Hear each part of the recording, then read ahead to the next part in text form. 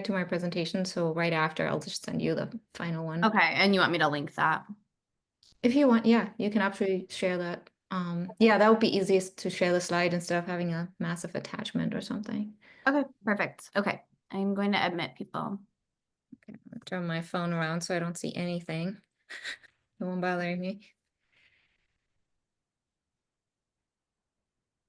Hello, everybody, and good afternoon. Susie, for you, it's the evening, isn't it? No, it's right at 1 p.m. right now. Oh, Yeah. you're only an hour behind me. Okay. Yeah, it's 12 o'clock here. Hello, hello.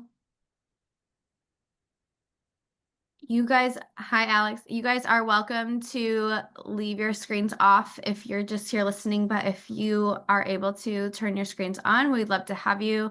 No pressure, do what works for you. We have a couple new faces that will be here today. I saw on the registration some people that I didn't quite recognize. So if this is your first swarm session, welcome.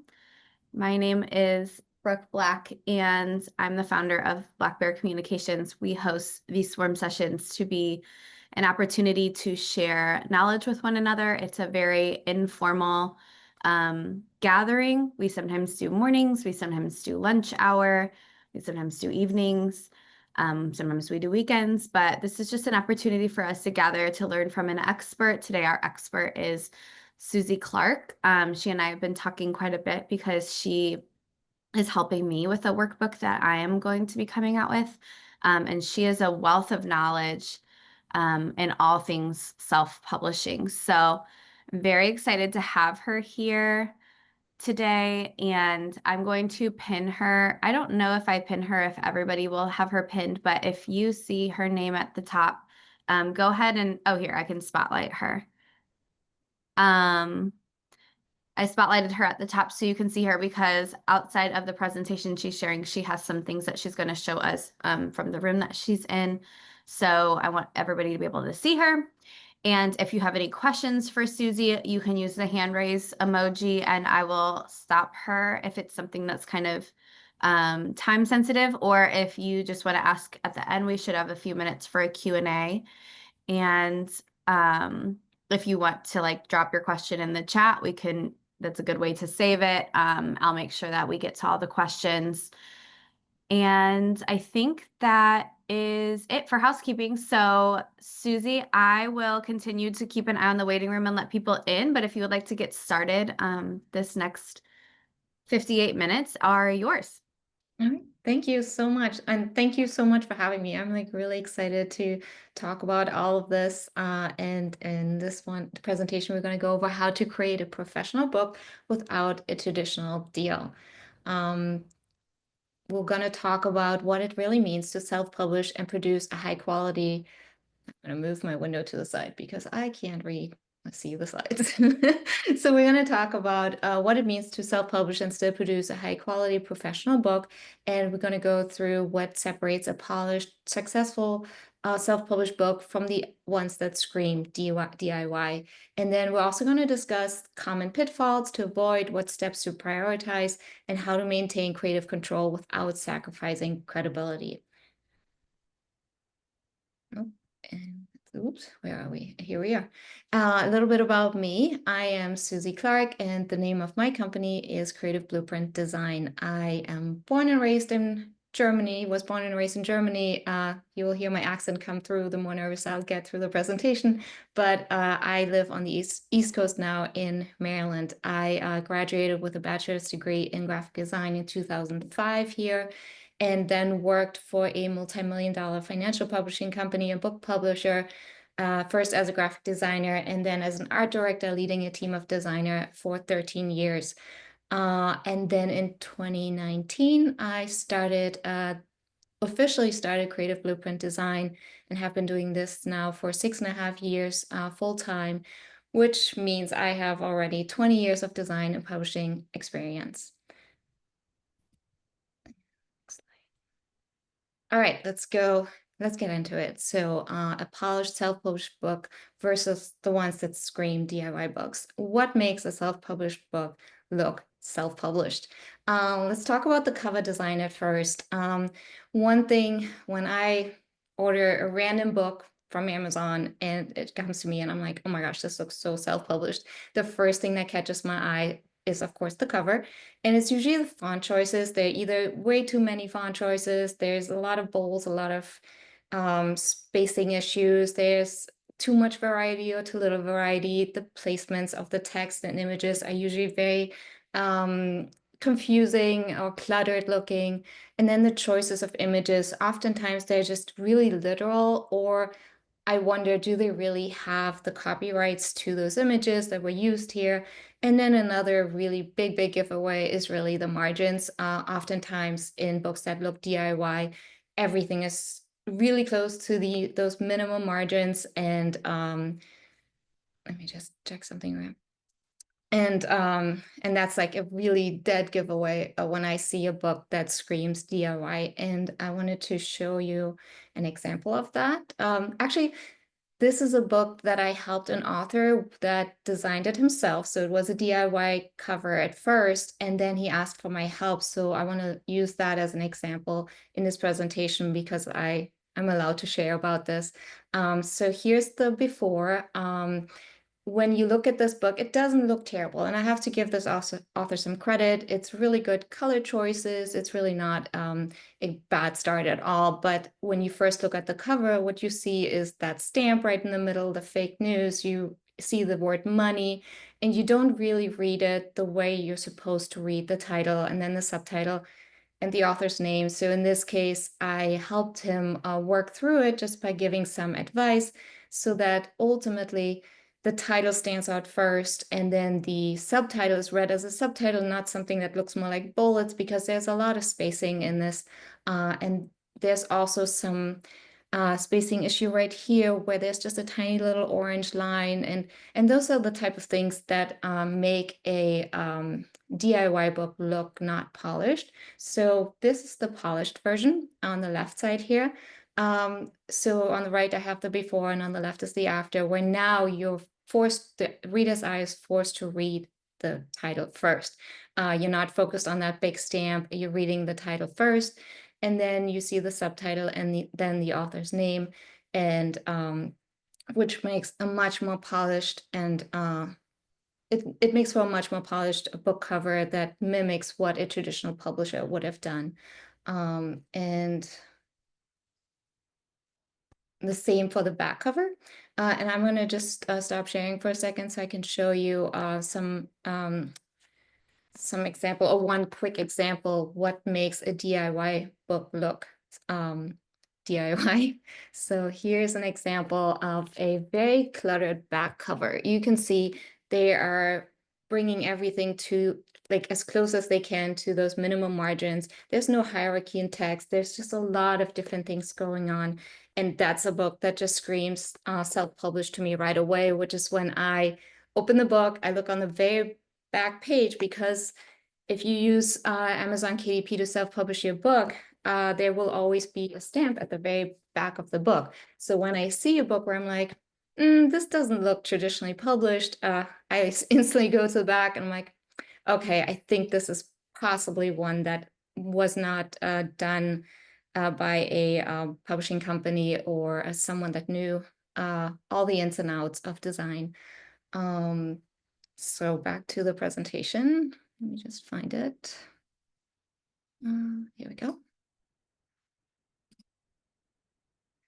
All right, so now what to keep in mind for great cover design. The size of your book is really important to make sure how large you create everything on the cover. Then, of course, text hierarchy. What do you want the reader to read first, second, third? Do you want them to see the images first? How is the eye movement through the cover?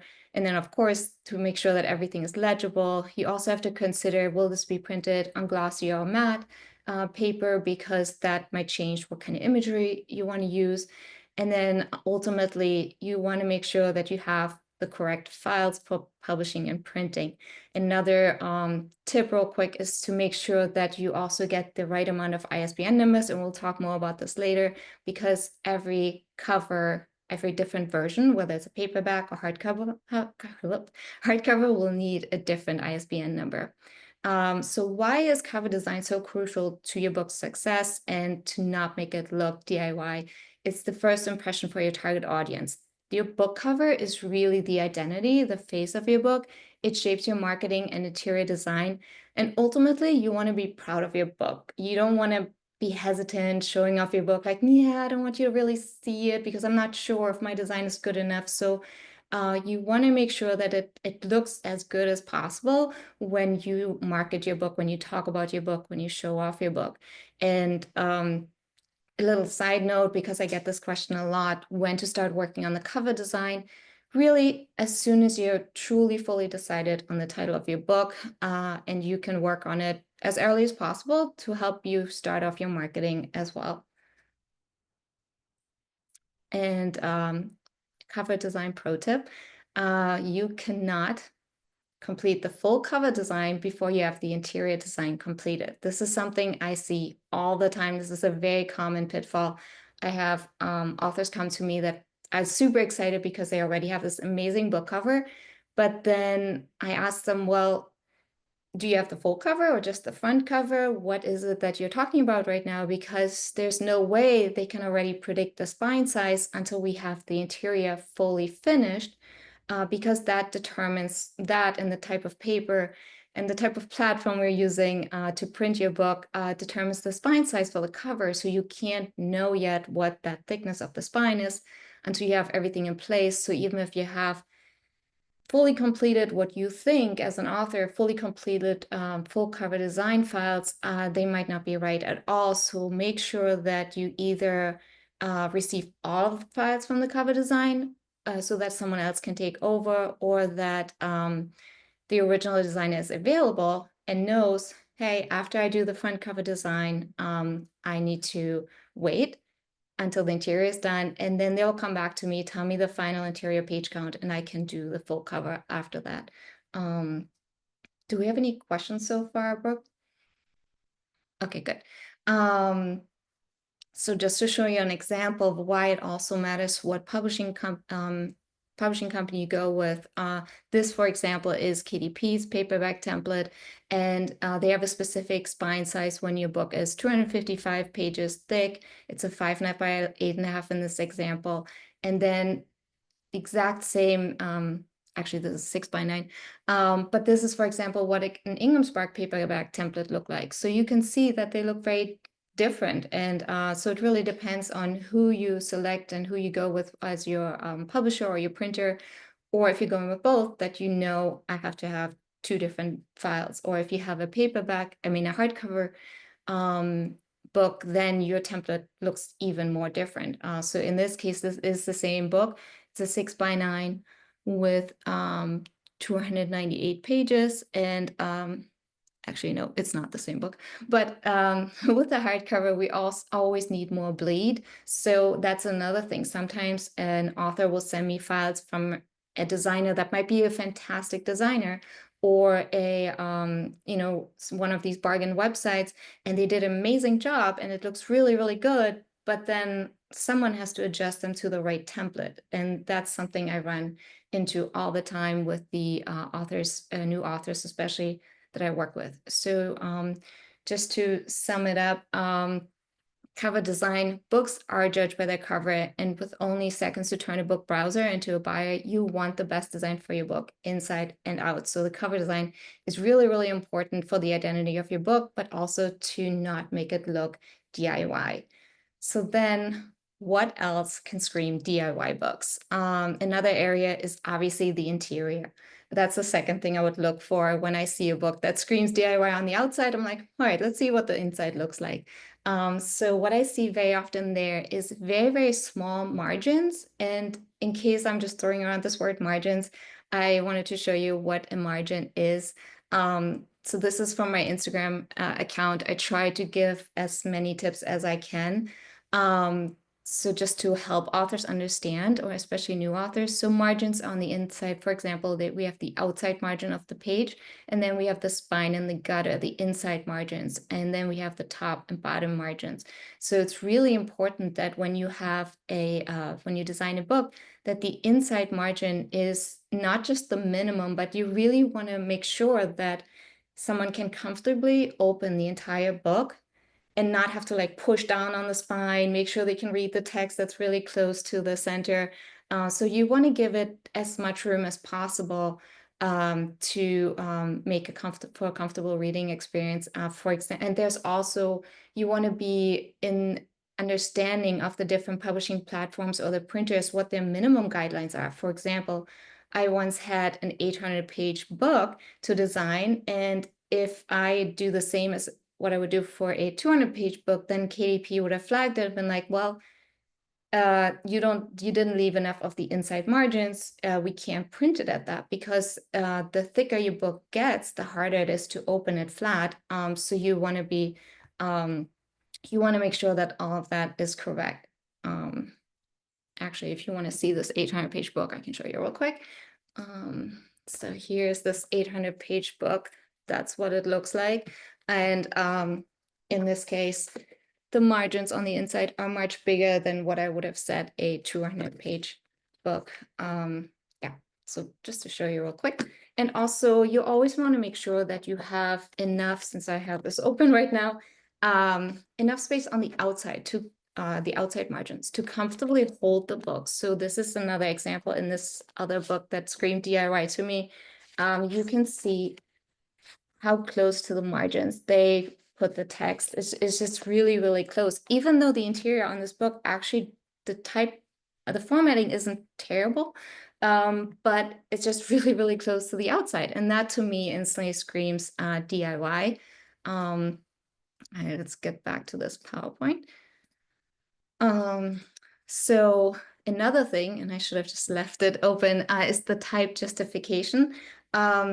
Usually you want to make sure that your text is justified and not left aligned. That's a dead giveaway for me as well. When there's a lot of text and it doesn't make sense for that type of book to be left aligned, it should most likely be justified, which makes for a much cleaner look versus the left justification that doesn't work for all books. It might work in some, like workbooks, but it doesn't work or look good or professional for novels or other text-heavy books. Then another thing is the wrong indents. Actually, I should stop sharing. I'm gonna show you an example here again. Same book. So let's just find a page. So in this book, I don't know if you guys can see it, but there is a subtitle and then there is an indent right below the subtitle. That should really never be the case. Anytime there's a break in the book, it should not have an indent. The first indent should always be the second paragraph. So that's another thing. And in this case, you can also see the indents are like super, super large. That's just a little unusual. It's more common to keep that a little bit smaller. And so yeah, that's something that screams DIY to me. And then of course, missed copy edits. I mean, I'm German, I'm a foreigner, and if I start reading a book and I see a lot of different edits that should have been caught, then I already get the sense too, this is not done well or done professionally. And so, and another thing as a designer that I look for is the use of M dashes and ellipses, because even though I'm not a copy editor, I should still be aware of those things as a designer that designs books, because sometimes when I transfer from a Word document file to the InDesign software, those things might get lost. So it's really important as a designer to make sure those are correct. Yeah, so now let's skip this one. And so back to formatting, what to keep in mind is the margins, the print specs, the overall paragraph formatting, so the justifications, the reverse, broken words, single lines, and I'm not going to get into all those technical terms, but basically we want to make sure that we don't have a subhead stuck on the bottom by itself, or too many broken words or not enough broken words where all the paragraphs are just Some lines seem to have 5 words and the other ones have 30 words. So it's just like needs to be a very balanced look overall. And then what to also keep in mind with formatting is the binding, whether it's a hardcover bound book, whether it's a spiral bound book, all those things matter for how much space you need to give around the text. And then, of course, the bleeds for output. You want to work with someone that understands those things. When it comes to printing, if you have images run off the page, you need to prepare your file slightly different to when you don't have that happen. And then single pages versus spreads view, you always want to make sure that you show that the author at all times is aware on what page is what. Like, where does my chapter pages start? Do they always start on the right side, or are they switching between left and right side? It's just something as a professional designer, you always want to keep your author in the know of that as well, whether that is done on purpose or not. So like that they understand that's what we're going with, because you want it to look consistent throughout. Consistency is really important. And then, of course, the final page count is really important for the full cover design, because you can't determine that spine size unless you have the full cover, the full interior page count. And so it's not just, oh, my last page of my book says 81. No, it's all the front matter, all those pages matter as well. And that actually, let me see. Oh, and another really important thing is the white space. I see in a lot of DIY designs, and this is not just for book covers, this is also for logo design and those sort of things, a very common mistake that everything looks crowded and cluttered, or very, yeah, it's literally like, oh, there was a little bit of space left, so we're just going to put something there. And white space is really important, because it's not just white space, it's space to breathe for your eye as you're going through the book. It's space that helps the eye move, helps the reader move from one area to another, whether it's on the cover or throughout the whole book. And it creates breaks from reading when you go from one chapter to another, especially when it starts on one side over the other, and when there's a little bit of space at the top of each new chapter. I just had a thought about something that I wanted to show. Trying to remember. So we're going to go to the next slide first. So work with a designer who understands not just graphic design, but also book design and what that means. Then typography in general, the different font choices, the indents, all those single lines, the margins, the color spaces, RGB versus CMYK. It's really important for print that that is understood, and that's where a lot of DIY designers, they don't even know how to check the image for that. Not every publishing platform will allow for you to upload files with RGB imagery, because that's not traditionally done. That's not how printers, like traditional printers, receive their files. You always have to have everything in CMYK. KDP, Amazon's KDP is a very user-friendly platform. They do actually allow RGB imagery, but Ingram Spark does not at all. So it's always the best method is always to prepare your files the right way. And another thing, you want to work with someone that understands what can or can't be done on those platforms. So if you have a book that has a very low page count, and now you want to have it as a hardcover bound book, even though KDP allows that these days, that doesn't mean that they don't have a minimum page count. And the same with the impact of color on the inside of your book. Don't work with a designer who doesn't understand those things, because if you have 3 dots of color on the inside of the book, and that's the only color in your entire book, you'll still be paying the print price for a book that has color on the inside, which is sometimes triple the amount of money than a book that has grayscale only on the inside. So that's really, really important. And then, of course, you want the designer to also understand copyrights for text and images, whether the fonts that are used throughout the book or the images that are used on the cover, that you actually have the copyrights to use that before you publish your book. And then the flow of obviously what to tackle when during the book production process, and ultimately the correct files. One more thing I wanted to show you real quick is that really can make a DIY book look DIY is the order of pages. I'm trying to think if I have this coming up somewhere else. But the front matter matters. So that really makes a DIY book look more DIY than a traditional or a professional self-published book. So in this example, in this book that I showed earlier, there's a title page here. I just blanked it out so that I'm not because I'm not don't have the rights to use this, but we go into the copyrights page and then straight into the text. So I mean the table of contents and then straight into the text. So there's really not a lot here in the very first part of the book. And in a traditional published book, so for example, here is a book distributed by Viking, which is an imprint of Random House Books. The book Originals by Adam Grant. You can see how they start with half title page, then you have a full title page, then you have a dedication page, then you have a table of contents page, and then you start with the chapter. And that's exactly what I do with my books as well. So you saw this book earlier already.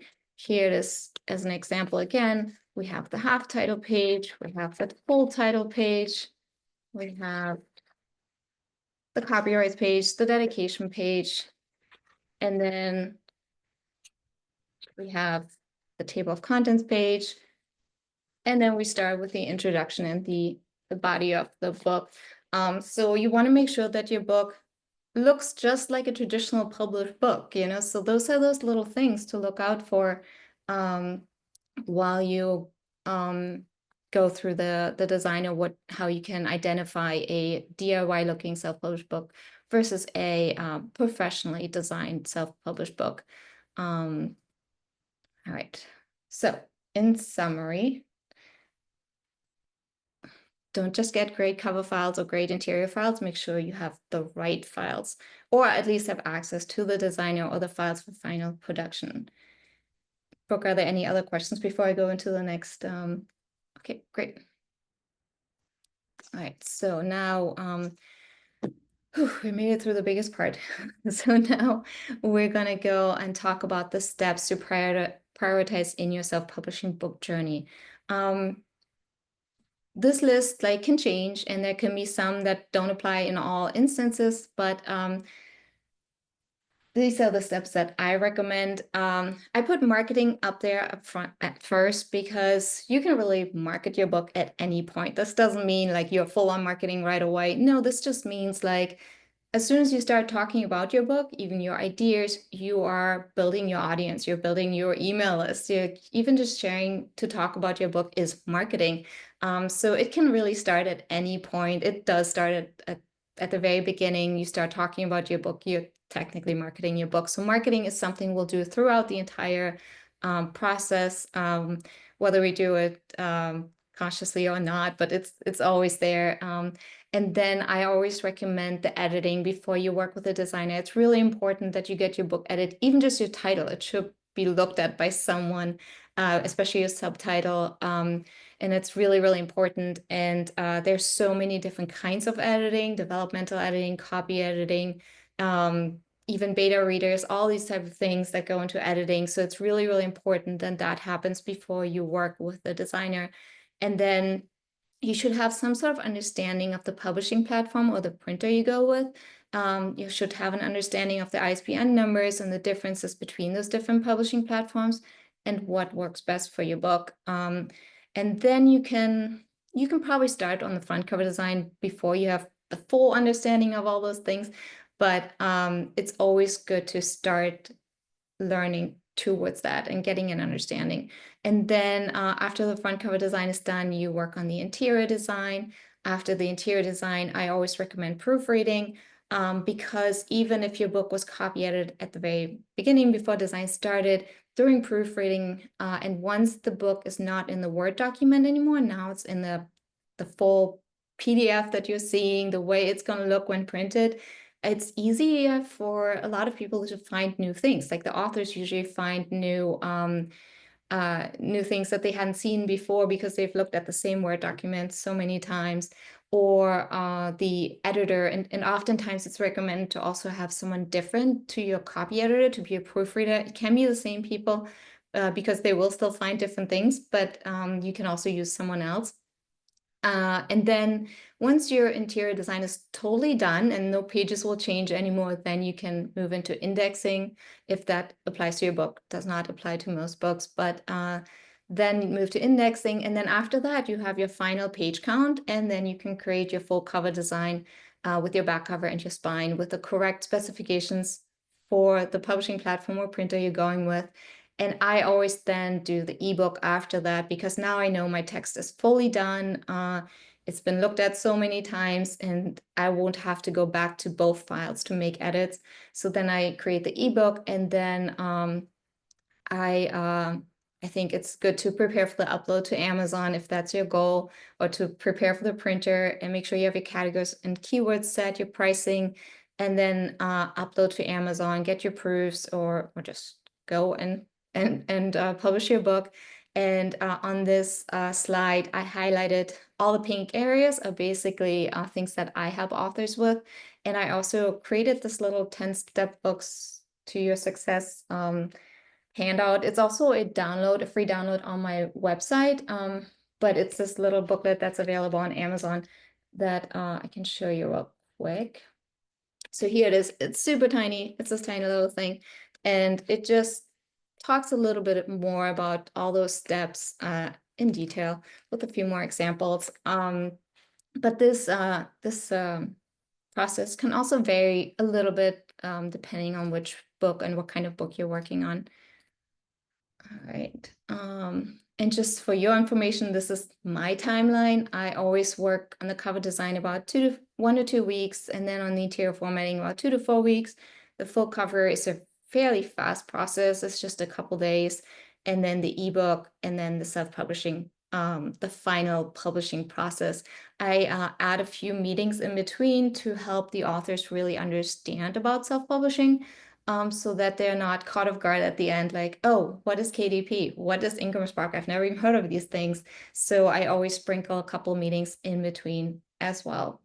And here are common pitfalls for new authors, especially during the publishing process, and designers they may hire. So one thing I come across a lot is assigning the ISBN number before uploading to KDP or Income Spark. I advise to buy your ISBN number, but not assign it yet in Booker, so that when you upload to KDP, especially, that it doesn't say, oh, ISBN number in use, because KDP sometimes thinks because it's assigned in Booker that is already used on Amazon. And that's not true, but that can cause problems during the uploading process. It can delay the uploading process. I've had authors that had it assigned before and we had no problem at all. And I had authors where more authors where it became a problem. So I always just say, just buy your numbers, don't assign them yet. Do that after we publish, right after we publish. Another common mistake I see is not buying enough ISBN numbers. So Booker, the website, the only website in the US where you should buy your ISBN numbers, they have a deal where you buy 1 for $125 or 10 for $295. And you might be totally fine with 1, because if you're just only ever planning to do a paperback book, even if you have an ebook as well, ebooks don't necessarily have to have an ISBN number, but paperback books do. So that means you would only ever need 1. So in that case, of course, that's cheaper. But if you plan to also have a hardcover bound book or a hardcover bound book with a jacket, all these different versions will always require new ISBN numbers. So it's really important to buy enough. And if you're someone that likes to write and want to publish multiple books, the 10-pack, it never expires. You can buy as many ISBN numbers as you want, and they'll always be there for you. So you can just buy more and feel comfortable doing that. But when you buy just 1 and then you realize, oh shoot, I need 2 more, then you kind of lost out a little bit on that deal that they're giving you to buy 10 for $295. And as I mentioned, Booker is the only place in the US to buy your ISBN number and make sure that you are the owner of your ISBN number. Because what happens a lot of times is that you find all these deals everywhere on websites, all these websites like one ISBN number for $25. I mean, that sounds great, or $50 even. But most likely what that means is they bought the 10 pack on Booker, or maybe even the larger pack, and now they are piecing off these ISBN numbers and giving them out, but they're still the owner of that ISBN number. They might still pop up as the publishing company. So I would always recommend set up your own account on Booker. It's totally free. You just pay for the ISBN numbers.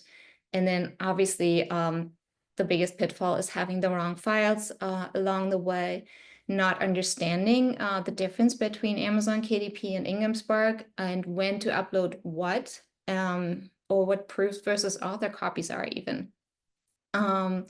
And then not understanding what could triple your book's minimum listing price and decrease your royalties.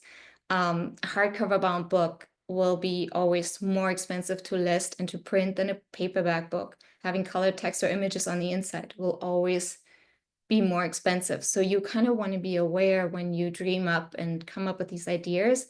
And also, as you work with someone, that they understand those things too, because as a designer that doesn't understand these publishing processes, they might just have fun doing the inside, and then you realize later, oh no, all those colored text images are now costing me, and I won't make as much money at the end of the day to take away than if I just had grayscale on the inside, because it didn't make that much of an impact than the money I could earn. And this is a quick self-publishing tip. I always say KDP, Amazon KDP is such a great platform, and you can really just use it for your print and ebooks. If you just want to have your book published, you want to print it, Amazon KDP is a fantastic platform.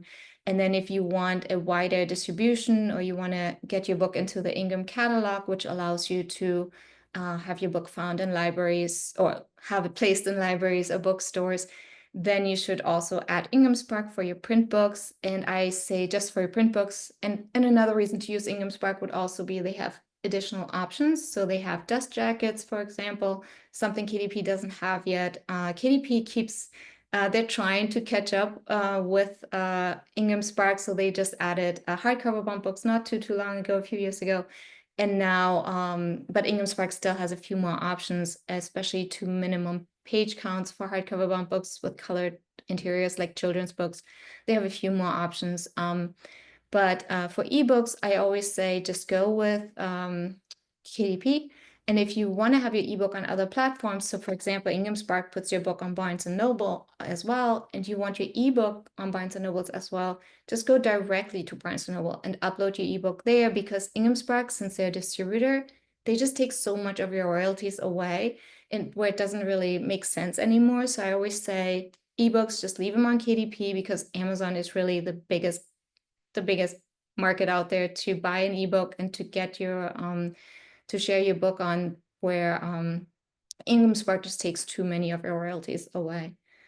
And then some more common pitfalls, especially when hiring a designer, it's important that you stay in control of your book and your royalties. So if you hire a publishing company that seems credible, but you don't end up having your own KDP account and you have to rely on them to send you royalties, to me, that's a big red flag, because it's totally free to create a KDP account. And I think it's best for you to get those royalties direct deposit and not wait for someone to send you maybe even not all of your royalties that you earn. And that way you can also change your price whenever you can, whenever you want to. And I think, yes, it can be super overwhelming to set up the KDP account or to upload things when you don't know how to do it. Just have someone help you with that. But I don't think it's necessary to hire someone just because they say they do these things to then lose control of your book. And the same with the promise of free ISBN numbers, like we talked about earlier. once you understand ISBN numbers, you don't really want someone else to provide those for you, because you want to make sure they're truly in your name and belong to you and your book. And then I see this so many times that some publishing companies say you will get 25 free books when you sign up with us. And that's great. Sounds really, really attractive to authors because they want to hold their books in their hands and they get super excited, and they don't know how little or much it actually costs to print your own books. So it's important to understand that the print price of your book, if you have a 150 page book or 100-page book or 200-page book, even, that might just be $2-3 to print that book. And that obviously fluctuates, but it might be really cheap to print it. So those 25 books don't amount to a lot of monetary value, but that's not the value we might see as a new author. When we hear 25 books, that just sounds amazing because we think of $10 a book or whatever we pay in bookstores usually, but the print price is usually a lot lower. So I wouldn't fall for this one when they say those things. And then another thing that I see often is companies that offer all kinds of services, and I would always make sure to check that they don't just do that, they actually either have a team behind them or that they're really focused on one thing or another. I think there are a lot of people out there that offer both, but then they might be better at editing and their design isn't really up to par, or they're not that strong in it. So my recommendation is always to hire someone that really understands editing, and then on the other side, someone that really understands design. Unless they have a team behind them, that does change things if they're focused on specific areas. Any questions before I go on to the next? Okay. There was one question. It was, do you also help with preparing a book for Ingram Spark or draft to digital? Yes. So I'm just going to stop sharing for a second so I can be there. Yes, I do. I absolutely help prepare a book for Ingram Sparks. With draft to digital, I'm just going to be completely honest, I don't do too much with them because I hear that they're best to use for ebook distribution, actually. I know that some authors print through them as well, which is great. And to be honest, I can really help with any platform or any printer. I mean, it's all about just knowing and asking what are your specifications and understanding those. So yes, I can help with any platform and any printer. Yes. Do you have any other questions? Nope, there was just that one, unless anybody else wants to come off mute and share their question. And if not, we have, yeah, go ahead, Alex. Right. It's a bit tangential, but for ISBN numbers, do you know how it works internationally? Is it outside of the US? Does Yes.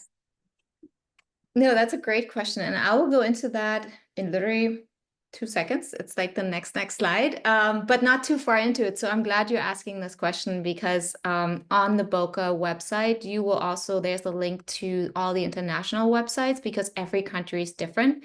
So like the UK has Nielsen, for example, then in Canada, it's free ISBN numbers. So it's like every country has their own ways of doing it, but the Boca website is a super, super good tool to read about that. Great question. Thank you. okay? All right, let's go back into this. We're almost through this. All right, so how to maintain creative control without sacrificing credibility as an author. Obviously, you want to work closely with the designer for maximum input of your vision. You don't want it to look DIY, but you still want it to be your vision. So it's really important that you find a designer that is open to that, to work with you, and then to trust the designer when they cut, because especially when it comes to design principles like white space and margins and font choices, like definitely trust your designers. And then having a few rounds of edits so you can review your cover or your interior for feedback a few times before it gets published is also really important. You don't want to just hand someone all your money and say, okay, go, here's my title and my interior text. And then you see it on Amazon and you're like, what is this? I never wanted this. This doesn't even look like me. So it's really important that you stay in control throughout the entire phases. And then also the same way, work closely with your copy editors and your proofreaders to make sure the book is still in your voice and conveys your message and not someone else's ideas. So that's the main tips I have to stay in control without sacrificing credibility. And in the sacrificing credibility is also to make sure that everything does look good and that there are no or as little as possible spelling errors and typos, because to be honest, I've done this for so long, and even when I worked for the big publishing company where we had a team of editors, we're all human. Something will be missed. So I don't discourage you when you still find edits after your book has been published. And that's the beauty of self-publishing. You can always re-upload new files. So at any time you find something, just make a list and then have your designer or do-it-yourself to edit those files and then re-upload to KDP or Ingram Spark or Draft to Digital. And then you can the next time your book gets purchased, it usually has those edits applied. So that's the nice thing about self-publishing. So here are some helpful tools and websites. There's Bokra.com right in the middle where you can buy and register your ISBN numbers. And they have those links to international companies as well that handle ISBN numbers. And that's the credible way of doing it. I would totally trust them to give you the right information for those other countries. One tool I really love working with is Publisher Rocket. You can find what categories are best to list your book in to rank as high as possible. Of course, you want your categories to be applicable to your book, but there's certain subcategories that really help catapult you into a #1 spot. So why not take some time and look into that? And to be honest, they also have a great self-publishing content newsletters. So I like getting their newsletters as well. And then another recommendation is the KDP help pages. They really have so much information, and Ingram Spark does as well. But the reason why I'm pointing out KDP help pages is they also have a discount, which I didn't even know about until very recently. You can save $26 from the $125 of the ISBN number if you really just want one ISBN number. It doesn't work. The $26 don't come off if you buy 10. But if you just really, really need one, there's a way to get that discount from KDP. And we'll share all those links to those 3 places in the follow-up email. So don't worry about where to find that. We'll actually share that with you. And my final words of advice right now, you don't need to hire a company that gives you unlimited revisions or even free books. You just need to hire someone who has the capabilities and the knowledge of design and self-publishing and listens to what you're looking for to help you get a professional looking book without wasting your time or money. And then always ask to see a portfolio from designers or have a quick chat with them to make sure they're the right fit and know what they're doing. And for editors, I say it's always a good idea to get a sample edit from an editor, even if it's just a couple hundred words, if even that, just so you get an idea of how they work and how you work with them, and if you like what they do to your text. So we can open it up to a few more questions. And I just wanted to say thank you. And that QR code goes to my Instagram if you happen to scan it. But thank you so much for being here today. I love talking about this and I love working with authors. It's a true passion of mine, and I'm so glad that I specialize in that now and love talking about it. So always ask me more questions. You can email me at my email address as well, or find more about me and my portfolio on my website. Great. This is amazing. Does anybody have any questions for Susie? We have some extra time for a Q&A. Or if we already have answered all of our questions, that's okay too.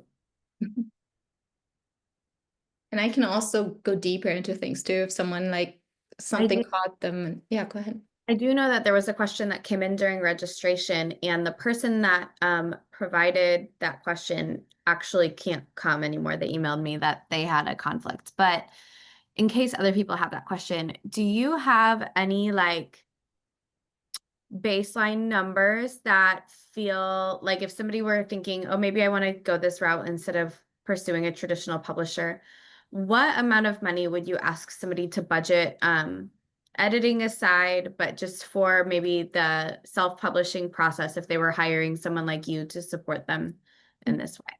Yeah, absolutely. So I see a lot of times is that new authors budget a lot of money for copy editing, which is absolutely right. It deserves a lot of money. It's so important. But the same should go for design as well. I see it so many times where they've budgeted all their money for copy editing, and then they're like, "Oh, I have $100 left now. Do your magic." And I'm like, "Okay, that's just not going to work." So it varies so much, and like I said, you can get very lucky with a fantastic cover design on those websites, or with someone that's not as experienced as a book designer. But for me, it is usually a couple $1,000s as well for the entire package, not just talking cover or interior, but it's a substantial amount of money as well. But it can be like another thing I do, I also consult with people. So if someone just they'd already DIYed their own cover design, you can book me hourly and I will literally in 15, 30 minutes help you to polish your what you have as your design. So just to give you some numbers, these are my current numbers. They will change all the time, but at this point, it's still $800 for a cover design. The interior completely varies because it's based on the text, the word count. So that can range anywhere from $600 to $2,000, somewhere in that range. It totally depends. And then the publishing, the self-publishing help, I help people through that process. That's usually around $600, $500, $600, and you really understand all those platforms. I'll walk you through it. I'll upload for you as well, so that you don't have to feel that overwhelm. I can completely hold your hand and make sure your KDP account is set up the right way, your broker account is set up the right way, you bought the ISBN numbers, and I will guide you through the entire process. So those are just some of my numbers. And of course, they vary, and not every designer also does what I do, the self-publishing side of things. And I totally forgot to mention this at the beginning, that I do cover design, interior design, ebooks, and help authors through the self-publishing process, as well as logo design and marketing materials, because as a trained graphic designer, I can help with those things as well if needed. Mhm. It's a very holistic approach to it, which is something that I love. The people that are in the Hive Collective can probably attest to that is something that I really love whenever I'm working with somebody, is that if they have their expertise in one thing and it kind of trickles over into another part of this process, to be sharing that knowledge with one another. So that's really great. I'm just seeing if anybody dropped any other questions in the chat. I don't see any more. Kathleen says, thank you. This is a helpful session. Christina says, thank you for the information. I did put a poll there because Susie has offered to come talk to us again in February. So there are some opportunities for her to bring different pieces of knowledge in or dig deeper into a topic. So if you participated in the poll, thank you. If you didn't participate in the poll, it's also going to be emailed out after this session, along with all the resources that Susie has shared. So I dropped a link in the chat earlier. If you are not subscribed to our list for Swarm session reminders, that's how you'll be getting the follow-up email. I'm pretty sure everybody in this room should be in it already. If not, and you don't receive a follow-up email in the next 24 hours, please reach out to me. I'll make sure you get all the resources. But other than that, if we don't have any more questions for Susie, we can, take back another 8 minutes. But I think this was one of our very most informational sessions we've had. This is full of questions that people ask me all the time, and I always say, I don't know. If you are a member of the Hive Collective and you are thinking about self-publishing, you might see more of Susie, because I'm trying to convince her to work with us on a regular basis as maybe a mentor for self-published authors. So you'll be seeing her in Swarm sessions. Hopefully we can book her for a lot of them. Hopefully we can get her to be a mentor for Hive Collective, but I don't think she's going anywhere. You have all of her information, and feel free to connect with her outside of these sessions. But thank you so much, Susie. And unless anybody else has any other questions, you all are free to go and enjoy the rest of your Thursday. Well, thank you. Thank you so much. This was super fun for me. And like you said, I really love talking about this. So I would be more than happy to come back on and talk about a different subject, or really help people through the publishing process, like that was the third one, how to upload and publish your book to KDP. We can do this whole thing, and I can show you how to upload your book, which might be really helpful for some of you that are new to this. That looks great. That looks great. Maybe we need to book all of these swim sessions, Susie. There you go. We'll do How many all of times them. I can book you. All right. Thank you, everyone. Oh, look, we have someone from Scotland. That's awesome. Oh, Okay, that's really cool. Very cool. you are all welcome to hop off and enjoy the rest of your Thursday. If you want to stay, there's 7 minutes left of the Zoom room being open. So. Thank you. Bye, everyone.